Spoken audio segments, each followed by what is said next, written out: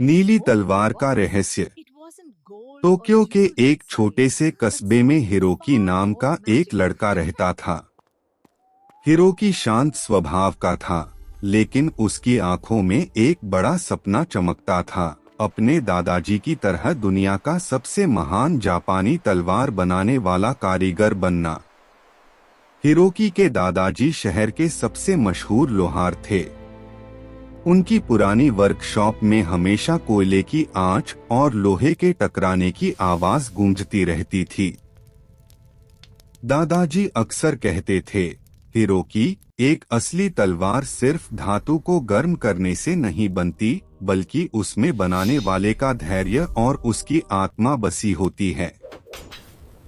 एक शाम जब चेरी ब्लॉसम सकुरा की पंखुड़ियां हवा में तैर रही थीं, हिरोकी ने अपनी पहली जादुई तलवार बनाने का संकल्प लिया।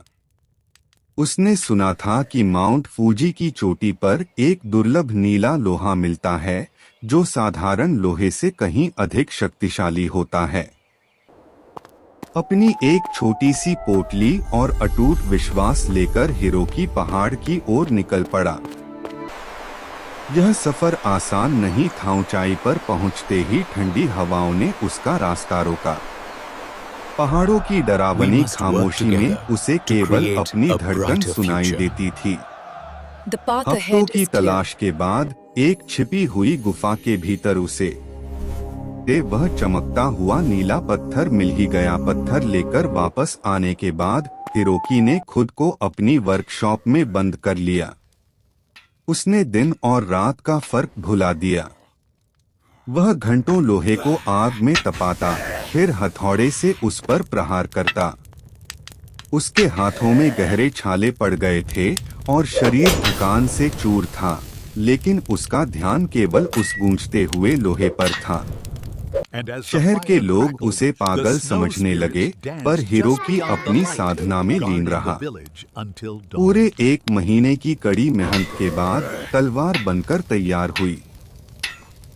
जैसे ही सुबह के सूरज की पहली किरण उस पर पड़ी, पूरी वर्कशॉप एक अलौकिक नीली रोशनी से भर गई। वह तलवार इतनी सुंदर और धारदार थी कि उसे देखकर दादाजी की आंखों में गर्व के आंसू आ गए।